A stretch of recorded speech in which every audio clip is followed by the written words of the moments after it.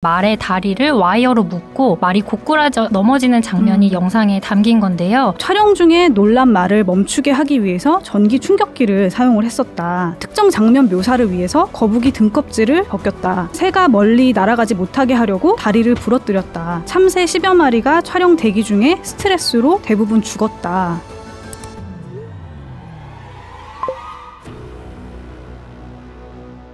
듣다 보면 똑똑해지는 라이프 듣동나. 안녕하세요, 김효은입니다. 최근에 전 국민적으로 공분을 샀던 사건이 있었습니다. 바로 KBS 태종 이방원의 동물학대 사건이었는데요. 오늘은 이 사건과 그리고 동물권에 대한 이야기 나눠보려고 하는데 그 전에 듣동나의 새로운 진행자가 있어서 여러분들께 소개해드리려고 합니다. 김지아 기자입니다. 안녕하세요. 네, 안녕하세요. 네, 반갑습니다. 네, 유튜브로는 처음 인사를 드리게 됐는데요. 앞으로도 저희가 함께 똑똑해질 수 있는 컨텐츠로 자주 인사를 드리겠습니다. 오, 너무 자연스러워. 아, 그래요?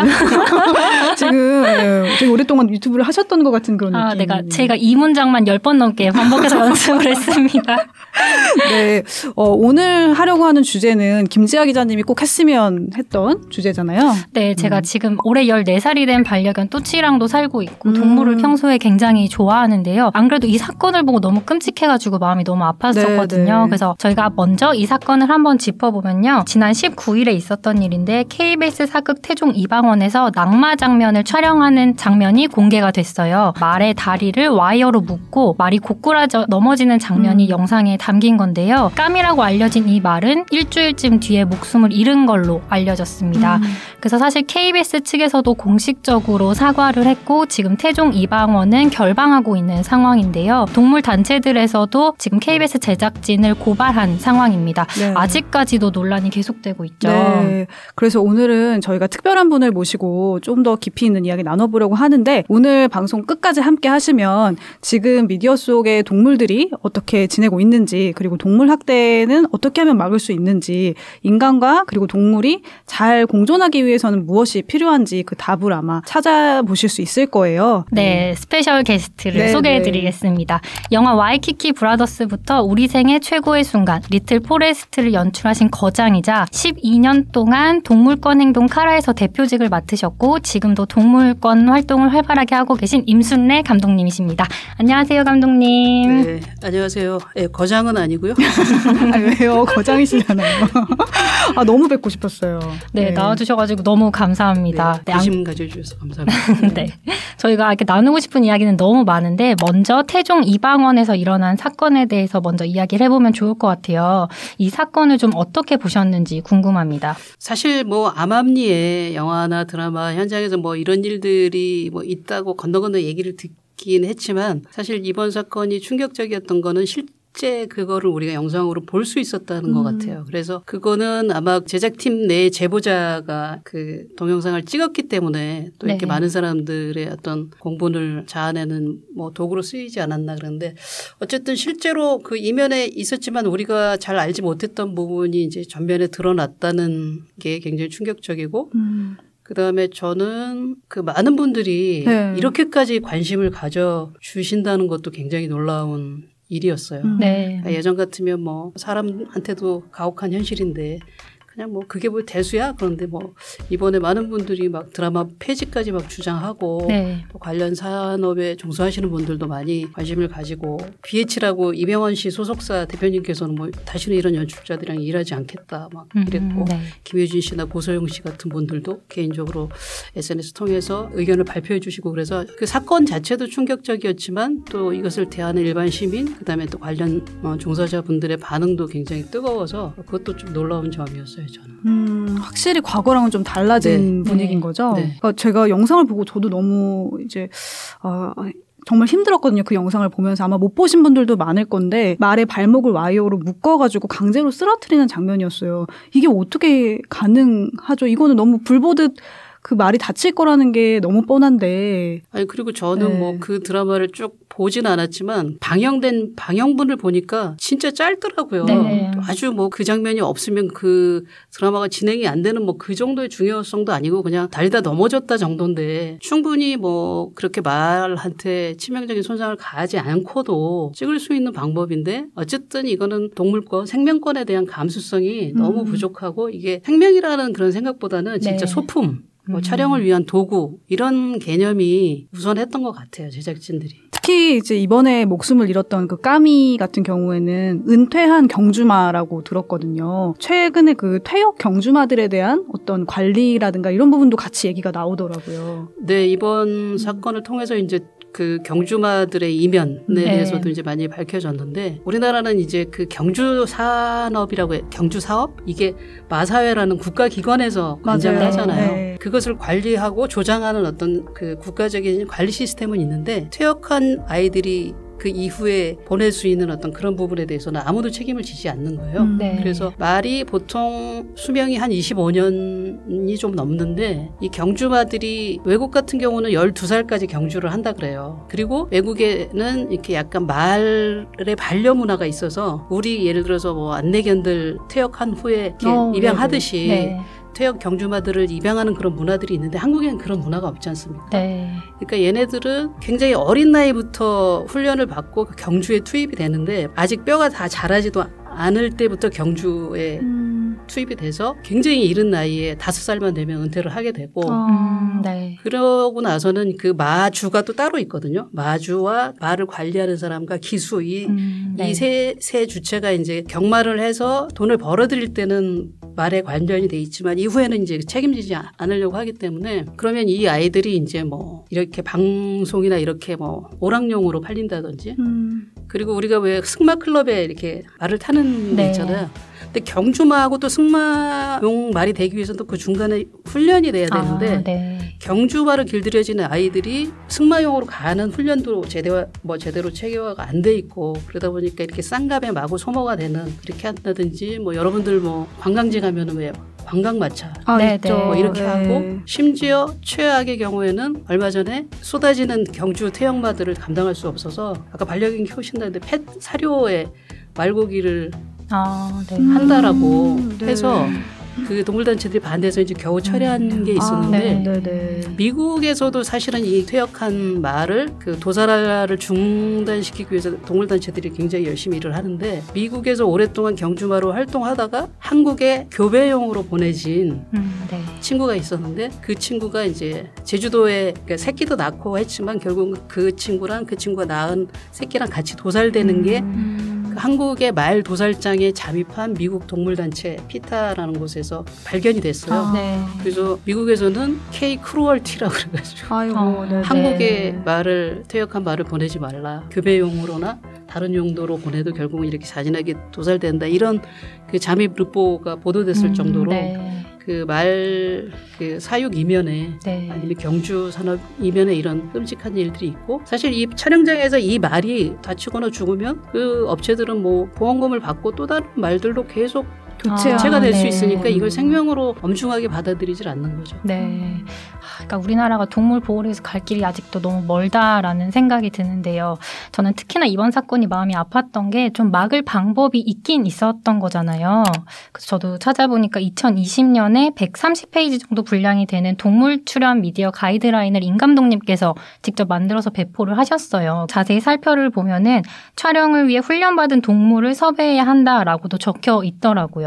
또 그 외에도 이 가이드라인엔 어떤 내용들이 들어가 있는지 소개를 부탁드립니다. 사실은 이제 저희가 2019년부터 가이드라인이 필요하다고 느낀 게 사실은 저도 이제 영화 산업에 종사하고 있지만 영화나 드라마 현장보다는 발달이 된 거는 사실 유튜브였어요. 유튜브에서 동물 학대가 너무 심한 거예요. 뭐 고호방 이런 거 많이 아시죠? 그래서 유튜브에서는 더 사각지대, 동물 학대에 대한 더 사각지대가 있어서 유튜브를 포함한 그 영상을 만드는 데 있어서 영상을 만드는 사람 또 영상을 향유하는 사람들이 이 부분을 어떻게 대응하고 준비할 수 있을지 이제 사실 그런 부분에서 출발을 하게 된 거였고 그래서 저희가 자료가 너무 없어서 미국에서는 훨씬 이런 가이드가 있으니까 미국의 자료를 저희가 130페이지라고 했지만 미국은 엄청 자료가 요게 이번에 그러니까 작년에 만든 그 10배 이상으로 정말 이렇게 두꺼운 자료죠. 근데 이거보다 더 두꺼워요. 훨씬 두껍고 세세한데 그거를 또 우리 현실에 맞게 할 수도 없을 정도로 굉장히 정교하거든요. 그래서 이제 그걸 우리 현실에 맞게 하는 작업들 19년부터 준비를 해서 번역하고 조사하고 모니터하고 해서 이제 2020년도에 이제 영화계 종사하시는 분들 뭐 제작사 뭐 감독협회, 촬영감독협회 이렇게 해서 한 300군데 보냈고 요건 이제 조금 더 너무 방대하니까 압축돼서 이제 핸드북을 제작을 했고 지금 이제 카라 홈페이지에도 이제 PDF로 다운받을 수 있는데 사실 이게 뭐 강제사항이 있는 게 아니거든요. 이런 가이드를 지켰으면 좋겠다라고 우리가 그냥 동물단체 입장에서 보내드린 거지 그것이 어떤 법적인 강제성을 갖고 있는 게 아니기 때문에 그걸 배포한다고 해서 당장이 뭐 촬영 여건이 좋아진다는 거는 좀 어려웠던 거고 그래도 그나마 이번 사건이 터졌을 때 우리가 이런 가이드가 있으니까 대처하기가 그래도 좀 용이했다라고 해서 이걸 만들기를 잘 했구나라고 생각을 했습니다. 네, 안 그래도 저희도 이 가이드라인을 되게 상세하게 읽어봤는데요. 말과 촬영을 할 때 어떻게 해야 되는지가 이미 상세하게 적혀 있더라고요. 그래서 몇 가지만 제가 읽어볼게요. 가이드라인에는 말의 걸음걸이에 이상을 주는 어떤 장치나 약을 사용해선 안 된다. 그리고 마국간처럼 말이 충분히 쉴 수 있는 장소가 있어야 한다. 그리고 말이 떨어지는 장면에서는 지면에 쿠션이 준비되어 있어야 한다라고 되어 있었는데 이번엔 이게 지켜지지가 않은 거잖아요. 그럼 아까도 사실 이게 강제성이 없다고 말씀은 해주셨지만 현장에서 이런 가이드라인이 지켜지는 경우는 어느 정도나 된다고 보시나요? 글쎄요. 저는 뭐 말과 뭐 촬영을 해본 적이 없어서 어느 정도인지 모르겠는데 중요한 것은 어쨌든 말이 자동차보다 더 빠른 속도로 달려오다가 그냥 두면은 말이 이렇게 제어를 할 수 있는 말 본연의 어떤 움직임이 있잖아요. 그거를 이제 인위적으로 차단을 한 거잖아요. 그래서 이제 가장 중요한 거는 촬영을 함께 하는 동물의 본연의 어떤 습성을 이해하고 생태적인 본질을 우리가 이해해야 된다는 거죠. 그래서 말이 달릴 때 어떠한 모습으로 달리고 제동을 할 때 어떤 모습으로 제동을 하고 어떠한 것을 했을 때 치명적일 수 있고 어떤 관절을 쓸 수 있고 이런 것에 대한 이해가 제작진에서 완벽하게 가지고 있어야 되는 거죠. 예를 들어서 뭐 토끼 같은 경우에 굉장히 물에 취약하잖아요. 근데 뭐 토끼가 더럽다고 해서 목욕을 시켜서 죽인다든지 그런 경우들이 이제 어떤 동물의 어떤 기본적인 지식이 없는 거죠. 그래서 사실 이번 촬영에 또 문제가 되는 거는 말만 위험한 게 아니라 말과 함께 촬영하는 스태프들, 촬영 스태프들, 배우들, 스턴트맨도 사실 다 위험한 거거든요. 촬영 가이드가 사실 동물의 어떤 안전만 다룬 것은 아니고 동물과 인간이 함께 안전할 수 있는 그런 가이드예요. 그래서 아까 물어보셨는데 그런 촬영 현장에서 우리가 어떤 원칙을 가지고 동물을 대해야 되는가. 그다음에 이제 현장에서 어떤 준비해야 될 것도 있지만 미리 프리프로덕션 단계에서도 준비해야 되는 것들도 있거든요. 예를 들어서 말이나 사실 소 같은 경우는 미리 뭔가 이렇게 연기 연습을 한다는 게 사실 되게 힘들어요. 또 여기 반려동물 키워보시는 분들 알겠지만 사실 고양이도 연기 연습을 하기가 되게 힘들거든요. 그러니까 연기 연습이 가능하다. 이거는 사실은 약간 개 정도의 어떤 커뮤니케이션이 아니면 그래서 프리프로덕션에서 개한테 특별하게 연기가 필요한 게 있으면 프리프로덕션에서 준비를 하고 그다음에 촬영 현장에서는 동물들이 촬영하는 시간이라든지 조건이라든지 그런 것들에 대한 가이드가 될 수 있고 촬영 현장에서 이런 동물 학대 현장을 목격했을 때 어떻게 법적으로 처리를 하고 신고를 할 수 있는지 그런 대응 방법까지 이제 가이드 안에는 구성이 돼 있습니다. 네, 저도 그 동물 출연 미디어 가이드라인을 열심히 읽어봤는데 영화 관계자 157번을 설문조사를 했더라고요. 그중에서 13%가 촬영 시에 사고로 동물이 죽거나 다친 적이 있었다라고 대답을 하셨었고 그다음에 8%가 고의로 동물을 죽이거나 다치게 한 걸 본 적이 있었다라고 대답을 했어요. 그리고 실제 사례들도 많이 좀 적혀 있는데 여러분이 좀 듣기 힘드실 수도 있는데 얼마나 이 상황이 좀 심각한지 좀 말씀을 드리고 싶어서 그 사례 몇 가지만 좀 말씀드려 볼게요. 우선은 촬영 중에 놀란 말을 멈추게 하기 위해서 전기 충격기를 사용을 했었다. 그리고 특정 장면 묘사를 위해서 거북이 등껍질을 벗겼다. 새가 멀리 날아가지 못하게 하려고 다리를 부러뜨렸다. 참새 10여 마리가 촬영 대기 중에 스트레스로 대부분 죽었다. 정말 좀 끔찍한 사례들인데요. 이런 이제 영상 연출을 하기 위해서 동물을 학대하는 사례들이 생각보다 많구나, 만연하구나 이런 생각을 했어요. 거북이 등껍질 이런 건 정말 충격적인 건데 촬영을 하다 보면은 뭐 대부분 이제 뭐 시간에 쫓기고 뭔가 뭐 어떤 결과를 위해서 이제 생명을 소품화하는 그런 일들이 좀 많이 예전에 있었던 것 같아요. 투견을 하는데 실제로 뭐 개를 뭐 싸우게 한다든지 뭐 아니면은 뭐 여기 아까 뭐 새 다리를 부러뜨리는 것처럼 날지 못하게 뭐 날개를 뭐 네. 부러뜨려 뭐 그런 일들이 있었다고 이제 뭐 얘기를 들었고, 근데 이제 뭐 지금은 이런 일들은 그래도 많이 좀 없어져 가는 것 같아요. 젊은 스태프들이 많다 보니까 생명 감수성들이 좀 향상이 됐고, 그리고 이번에 그런 제보 역시도 그런 어떤 개선된 어떤 감수성 아래서 이제 일어난 사건인 것 같고 그렇습니다. 그러면 우리가 구체적으로 좀 이런 장면들을 어떻게 찍어야 할지도 조금 궁금한데요. 제 생각에는 이런 동물 나오는 장면들을 또 CG 처리할 수 있지도 않을까라는 생각이 들긴 하거든요. 사실 저도 동물이랑 촬영한 경험이 꽤 많은데 아이들이랑 촬영하는 것보다 동물이랑 촬영하는 게 더 힘들어요. 사실 몇 배나 힘들어요. 네네. 그래서 원하는 연기가 사실 나오지 않기 때문에 CG를 사용하는 경우는 동물에게 치명적으로 위험이 있거나 아니면은 이제 뭐 야생동물이랑 촬영할 때 사람한테 위험이 있거나 그런 안전상의 이유나 아니면 원하는 연기를 조금 컨트롤하기 힘들 때 하고, 지금 헐리우드 같은 경우는 사실 CG나 어떤 모형 플러스 CG 작업이 거의 일반화돼 있어요. 우리가 보는 헐리우드 영화들은 거의 다 CG로 했다고 보시면 돼요. 아, 그래요. 네. 그 리안 감독의 뭐 라이프 오브 파이나 이런 것들도 당연히 다 호랑이 네, 다 CG고 뭐 정글북이나 그만큼 CG가 기술이 많이 발전했고요. 네. 최근에는 이제 나중에 후반에 어떤 CG를 하는 것을 넘어서 로보트라고 해야 되나? 네. 이제 돌고래 같은 경우도 아예 그냥 굉장히 여러 각도로 움직일 수 있는 그 로보트 돌고래인데 실제 돌고래랑 거의 움직임이 비슷해요. 그래서 단순히 그냥 더미가 아니라 더미가 아니죠. 실제 그러니까 AI. 그래서 거기서 이제 부족한 부분을 나중에 이제 뭐 CG를 좀 터치하는 정도일 거고, 훨씬 이제 비용과 일정이 많이 들긴 하죠. CG로 하게 되면. 그러나 그거는 너무나 자연스러운 과정으로 인지가 돼 있고요. 한국에서 특히 영화보다도 드라마가 더 이런 부분에 취약한 것은 일정이 이제 영화는 끝나고 나서 CG를 할 수 있는 후반 일정이 좀 넉넉한데 드라마는 이제 급하잖아요. 네. 근데 이제 그것도 방법이 없는 건 아니거든요. 왜냐하면 말이 나오는 장면을 촬영의 앞부분에 찍으면 그만큼 CG를 할 수 있는 시간이 확보가 되잖아요. 네네네. 그러니까 그런 배려라든지 아니면 뭐 말이나 동물이랑 촬영을 할 때도 보통 이제 아역 배우들을 우리가 굉장히 보호를 해서 아역 배우가 있으면은 먼저 찍어서 보내고 대기 시간을 줄인다든지 그렇게 하는 건데, 동물 같은 경우도 사실 촬영하다 죽는 경우도 많지만 대기하다 죽는 경우도 되게 많아요. 아, 그래요? 땡볕에 막 동물들을 방치하다 걔네들이 그러니까 대기 공간이나 휴식 공간이 그렇죠. 제대로 전혀 없어서 없고 일찍 찍어서 보내면 되는데 네. 배우들 위주로 찍으니까 이제 그렇게 되는 거고, 그래서 사실은 이게 이제 어떻게 보면은 촬영 현장의 어떤 마인드도 중요하지만 사실은 그 의사결정권을 가지고 있는 사람이 사실은 제작자, PD, 감독 같은 사람, 힘을 가진 사람들이잖아요. 네. 그 사람들이 어떻게 이 부분에 대해서 강력한 의사표시를 하는지도 굉장히 중요하다고 생각해요.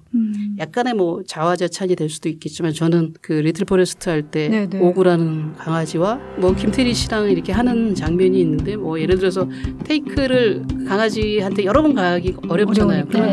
예를 들어서 오구는 오케이인데 김태리 씨 연기는 좀 부족한 게 있으면 저는 그냥 오케이를 하거든요. 그래서 김태리 씨가 엄청 항의를 했어요. 왜 나는 오케이 아닌데 오구 중심으로 오케이를 하냐. 근데 오구를 괴롭히게 그리고 이제 뭐 보도가 됐지만 김태리 씨 회상 장면에서 이렇게 목에서 이렇게 친구가 이렇게 송충이를 떼서 밑으로 던지는 장면이 있어요. 제가 그 밑에 모포를 깔아라. 그리고 나중에 제작부 때 그 애들을 다 찾아서 원상복귀 시켜라라고 얘기해서, 아니면은 지금 여기도 조명이 있지만 여름에 촬영하다 보면 이렇게 조명기에 모기나 날벌레들이 엄청 달라들거든요. 그래서 제가 이제 그런 것도 방지하기 위해서 굉장히 신경을 썼고, 배우들이 방 안에 있는데 제가 밖에서 이렇게 헤드폰을 끼고 촬영하는 경우가 있어요. 근데 갑자기 이렇게 방에서 박소리가 들리면 배우들이 저희 모기 잡은 거 아니에요. 오해하지 마세요. 절대 모기 아니에요. 마주친 것뿐입니다. 그래서 뭔가 이렇게 중요한 위치에 있는 사람, 촬영 감독이나 이런 사람들이 동물 배우들에 대해서 좀 신경을 많이 쓰면은 자연스럽게 다른 스태프들도 뭐 따라오는 그런 부분도 있는 것 같아요.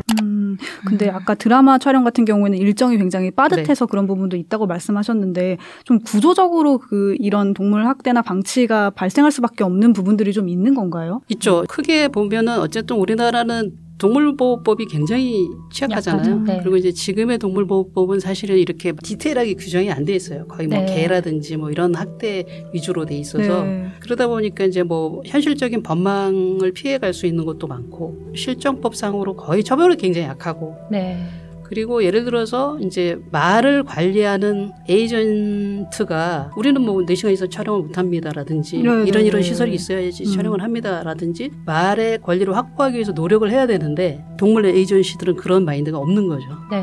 그리고 방송국 자체에서도 이제 그런 개념이 없는 거죠. 저희가 이제 참고로 삼은 AHA, 아하라고 하는데 아메리칸 휴먼 어소시에이션이라고 미국 뭐 인도주의 협회라는 데서 이제 저희 가이드북의 제목이 어떠한 동물도 해를 입지 않았습니다라는 게 미국 영화 보면은 뭐 No Animals Were Harmed라고 돼 있는 게 그 단체와 이제 그 영화 제작사와 협약을 통해서 이제 그 규칙을 준수한 거에 대해서 인증 마크거든요. 네. 그래서 이제 미국 헐리우드에서도 처음부터 이렇게 됐던 건 아니고 1930년대 말에 이제 유난히 이렇게 말 장면에서 죽은 경우가 많았대요. 그래서 이제 1940년대부터 시작해서 이제 1980년대부터 완전히 거의 모든 그 헐리우드 영화들이 규정을 따르는 게 체제가 잡혔고 영국 같은 경우도 이제 BBC 방송국 자체 내에서 영국 동물 RSPCA라는 그 동물협회랑 자체로 협약을 맺어서 뭐 동물 촬영을 할 때 이런 걸 준수하겠다. 서로 협약을 맺은 거죠. 그러니까 이제 한국은 그런 제도가 전혀 없었고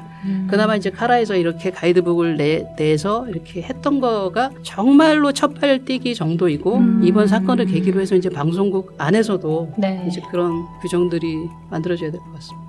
확실히 이제 뭐 방송국 혹은 뭐 영화사의 제작진들 그리고 촬영하는 촬영 감독님 뭐 배우분들이 어떻게 이 동물권에 대해서 어떤 감수성을 갖고 있느냐, 어떻게 제작 현장에서 가이드를 갖고 촬영을 할 것이냐 이 생각, 마인드가 제일 중요하지 않나라는 그런 생각도 드네요. 뭐 참여하는 제작진들의 마인드도 중요하지만 어쨌든 법적인 제도와 법적인 장치가 있어야 되고 같이 가야 된다. 가이드가 있어야 되고 마인드도 있어야 되고 그리고 이제 중요한 거는 그것을 수요하는 모든 소비자, 수요자의 어떤 태도가 굉장히 중요하잖아요. 그래서 이번에 시청자들이 굉장히 강력하게 항의하고 지금 아직까지도 결방이 계속 되고 있고 심지어 뭐 폐지가 될지는 모르겠지만 이 시청자의 힘이 그만큼 무섭다는 것은 한국의 어떤 시청자들, 시민들의 어떤 의식이 그만큼 굉장히 올라와 있기 때문에 시청자의 눈높이에 이제 영상을 만드는 사람들도 그 감수성에 대해서 레벨을 맞춰야 될 것 같습니다. 네.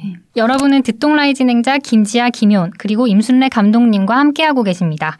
임 감독님은 12년 동안 동물권 행동 카라 대표를 맡으셨고 또 2017년에는 동물과 행복한 세상 만들기라는 어린이 책도 쓰셨더라고요. 저도 사실 이거 밑줄 그으면서 읽었거든요. 책은 많이 안 나갔어요. 그러니까 어린이를 위한 책인데도 정말 어른이 읽어도 정말 좋다라는 책이었어요. 동물권에 처음 관심 가지셨던 계기가 좀 궁금했어요. 사실 이 컨텐츠를 듣는 분들은 되게 뭐 낯설을 수도 있는데 제가 어렸을 때는 동네에서 그냥 개를 나무에 두들겨가지고 거기서 막 그을려가지고 거기서 사람들끼리 나눠 먹고 이런 장면들이 있었어요. 근데 저는 어렸을 때부터 개를 굉장히 좋아해서 그게 이제 개인적으로 엄청난 트라우마가 됐었던 거예요. 근데 이제 제가 조그만 애니까 그걸 어떻게 막을 수가 없잖아요. 동네 어른들이 하시는 일이라. 근데 이제 굉장히 개인적으로 트라우마가 남아 있었고 그리고 이제 제가 2005년도에 우연하게 이제 카라에서 일하시는 분들하고 연결이 돼서 그때 제안을 이제 2007년도에 받았어요. 이제 카라에서도 조금 인지도가 있는 사람이 좀 맡아줬으면 좋겠다. 근데 이제 영화를 매년 만드는 건 아니지만 영화를 하면서 다른 일을 한다는 게 쉽지는 않아서 되게 고민을 하고 나는 개를 좋아하고 아까 말한 그런 트라우마가 있지만 나중에 내가 영화를 안 하고 은퇴를 해서 좀 시간이 있으면 뭔가 자원봉사를 하거나 이렇게 했으면 좋겠다 정도로 계속 고사를 했었는데 제가 2008년도에 이제 우리 세계 최고의 순간이 잘 되지 않았습니까? 너무 좋아하는 영화입니다. 그래서 이제 제가 그때 막 개봉해서 잘 되고 있을 때 평소에 달라이라마를 너무 존경해서 그 법회를 들으러 다람살라를 갔어요. 다람살라에서 뭐 그런 말씀이 있었어요. 그러니까 아무리 수행을 하고 깊은 깨달음이 있어도 그것을 실천에 옮기지 않으면 그것은 진정한 깨달음이 아니다. 라는 류의 말씀이 이제 저한테 딱 꽂힌 거예요. 그래서 저도 이제 곰곰이 고민을 해보고 내가 지금 나의 시간을 조금 아끼고 절약해서 뭔가 할 수 있는 일이 있다면 해보자라고 이제 그 법회 이후에 결심을 했고 그 당시에는 사실 카라가 그렇게 큰 단체가 아니어서 일주일에 작은 부분만 투자하면 됐었는데 카라가 막 점점 일이 더 많아지시는 거죠. 나중에는 뭐 뭐가 본업인지 모르게 됐고 네. 12년 동안 열심히 했고 이제는 이제 후배들이 하고 있습니다. 네. 네. 12년이면 진짜 오래 하신 건데, 뭐 물론 지금도 열심히 하고 계시고, 네. 이렇게 열심히 하신 동력은 어디에서 나온 건가요? 어렸을 때부터 동물을 그냥 너무 좋아하긴 했지만 카라 동물권 운동을 하지 않았으면 몰랐었을 그런 각양각색의 동물들의 고통을 너무나 많이 알게 됐어요. 네. 그러니까 뭐 비단 뭐 개농장이나 무슨 뭐 번식장의 그런 반려동물뿐만이 아니라 뭐 야생동물이라든지 그다음에 우리가 먹기 위해서 기르는 농장동물, 뭐 바다에 있는 동물, 뭐 동물원에 있는 동물 모든 각 분야에 정말 이 지구상에 행복한 동물이 거의 존재하지 않는다라는 그런 사실.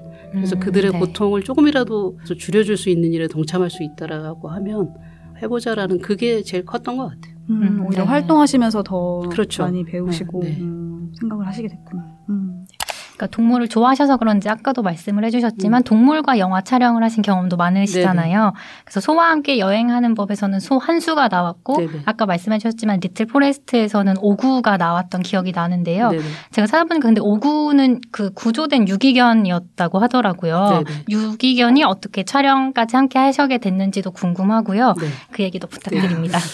그러니까 리틀 포레스트 보신 분은 알겠지만 저희가 이제 겨울부터 찍었어요. 근데 겨울에는 이제 큰 개가 필요했어요. 그러니까 네. 오구의 성견이 필요한 거죠. 그 개도 카라에서 이제 입양간 친구인데 개농장에서 구조돼서 굉장히 멋지게 이제 성장을 한 거죠. 그리고 나서 이제 그 개의 아역이 오구였어요. 아역. 그렇구나. 그러니까 먼저 성견이 캐스팅이 되고 걔도 네. 이제 카라 출신 그 입양견이고 이왕이면은 보호소에 있는 애를 네. 그 입양을 해서 촬영을 하고 입양을 보내면 좋겠다라고 생각을 한 거죠. 여러 군데 수소문을 해서 이제 찾았는데 네, 겁이 너무 많아가지고 네. 아직 손도 안 댔는데 막 비명 지르고 막 이런 겁쟁이였는데 촬영장에서 이제 어쨌든 굉장히 많은 사람들이 오구를 이뻐해 주니까 얘가 사회화가 너무 잘 돼서 촬영을 잘 할 수 있었고 네. 끝나고 나서 그 오구랑 촬영하는 동안에 정이 든 PD가 입양을 네. 해서 지금 5년째 잘 살고 있습니다. 네. 네, 그리고 이 얘기도 꼭 한번 나눠보고 싶었는데요. 되게 굉장히 추상적인 이야기일 수가 있긴 하지만 사실 책 제목이기도 해요. 동물과 인간이 함께 행복하게 살아가려면 좀 우리가 어떤 태도를 갖춰야 될까? 이게 또 굉장히 궁금하거든요. 왜냐면은 저는 물론 동물을 굉장히 귀여워하고 또 많은 사람들이 동물로서 이렇게 힐링을 얻는다고도 표현을 하는데 한편으로는 우리가 너무 동물을 대상화하고 있는 게 아닐까라는 우려나 조금의 찝찝한 마음도 사실 들긴 하거든요. 예, 맞습니다. 이제 지금 뭐 많은 분들이 그냥 동물이다 그러면은 사실은 그냥 가까이에 있는 반려동물만 네. 생각을 하잖아요. 사실 반려동물의 이면에도 굉장히 어두운 게 많잖아요. 펫샵이라든지 내가 지금 키우고 있는 아이의 형제나 부모들은 사실은 그 강아지 공장 시스템 하에서 정말 처참하게 길러주고 뭐 보호받지 못하고 그런 경우가 있고 그렇지만 사실 반려동물은 이 동물이라는 그 수많은 어떤 다양한 동물의 극히 일부거든요. 우리가 요즘에 이제 인류세라고 하잖아요. 네. 이 지구의 주인은 인간만이 아니거든요. 수많은 야생동물과 우리가 이제 뭐 먹기 위해서 길러지는 몇백억 마리에 달하는 그런 농장동물이 있고 우리의 옷을 위해서 또 희생당하는 뭐 밍크라든지 거위라든지 뭐 이런 것들 우리가 먹고 입고 하기 위해서 그 동물들의 존재 가치는 정말 인간들을 위한 것밖에 없거든요. 네. 동물 자체가 타고난 어떤 생명성에 대해서 아무도 주목하지 않기 때문에 사실 근데 이것들이 결국은 우리가 살아가는 데 있어서 굉장히 중요한 문제이기 때문에 생명 존중 그다음에 기후나 환경 위기 이런 것들 문제랑 다 겹쳐서 너무 인간 중심적인 어떤 착취에 대해서 좀 고민하고 반성하고 줄이고 절제해야 되는 그런 아주 중요한 시기라고 생각합니다. 네. 그 동물권에 대해서 아마 우리 듣동너 여러분들도 관심 많이 갖고 계시고 또 공부하고 싶은 분들 많을 것 같은데 임순례 감독님께서 추천해 주시는 뭐 책이나 혹은 다큐멘터리나 영화가 있으신지 추천해 주신다면 제인 구달 선생님이 쓰신 여러 동물이나 아니면은 그 생태 환경에 관한 책들이 정말 좋아요. 보시면 좋을 것 같고 이 동물권은 아닌데 제가 동물 영화 중에 굉장히 좀 추천하고 싶은 영화가 하나가 있는데 화이트 가시라 아. 문드럭초 감독이 네네. 만든 영화인데 그 영화는 이제 설정 자체는 믹스견에 세금을 붙인다라고 해서 그 믹스견을 구하기 위한 뭐 그런 건데 사실은 그 믹스견이라는 게 어떻게 보면은 유럽 사회에 있는 그런 뭐 이주 노동자나 난민이나 어떤 소외계층에 대한 어떤 치환이거든요. 그래서 동물 학대를 저지르는 사람들이 이 동물이 사회적으로 가장 보호받지 못한 존재이기 때문에 그들을 대상으로 학대를 저지르는 범죄와 학대를 저지르는 거기 때문에 동물에 대한 어떤 생명 존중의 감수성을 높이는 거는 사회 안전망을 더 튼튼하게 하는 거랑 뭐 동일한 거거든요. 네. 그래서 우리가 주변에서 할 수 있는 것들을 뭐 완벽하게 한다라기보다 내가 할 수 있는 일들은 충분히 동물권을 위해서 할 수 있는 일들이 굉장히 많기 때문에 그런 것들을 좀 찾아서 해보시면 좋을 것 같습니다. 네. 네, 그럼 마지막으로 한 가지 또 여쭤보고 싶은 게 있는데요. 감독님께서는 최근에 영화 교섭 후반 작업 중이라고 하시더라고요. 그래서 어떤 영화인지 살짝 또 티저 부탁드립니다. 교섭은 그 예전에 2007년도에 우리나라에 기독교 선교를 하러 아프가니스탄에서 갔던 분들이 그 탈레반에 이렇게 피랍됐던 사건이 있었어요. 네. 그래서 이제 그 사건에서 좀 영감을 받은 영화고요. 네. 후반도 다 끝났는데 언제 개봉하나요? 코로나 때문에 지금 네. 계속 개봉 일정을 기다리고 있는 중입니다. 아, 너무 기대가 됩니다. 네. 개봉할 때 또 나와주실 거죠? 아, 이거 영화로 모시고 싶었는데, 네, 또 아닙니다. 이런 저는 일도. 뭐 영화도 네. 좋지만 네. 동물권에서 이렇게 그 청취자 여러분들이 관심을 가져주셔서 네, 너무 감사합니다. 네, 오늘 정말 좋은 얘기 많이 나눠주셔가지고 너무 감사드린데요. 오늘 임순례 감독님 모시고 동물권 이야기 나눠봤습니다. 여러분은 어떻게 들으셨나요? 각 플랫폼 게시판에 댓글 남겨주시면 소개해드리겠습니다. 지금까지 듣동라의 호스트 김효은, 김지아였고요. 구독과 좋아요도 좋아요. 잊지 마세요. 듣동나와 함께하는 시간, 우리가 더 똑똑해지는 시간.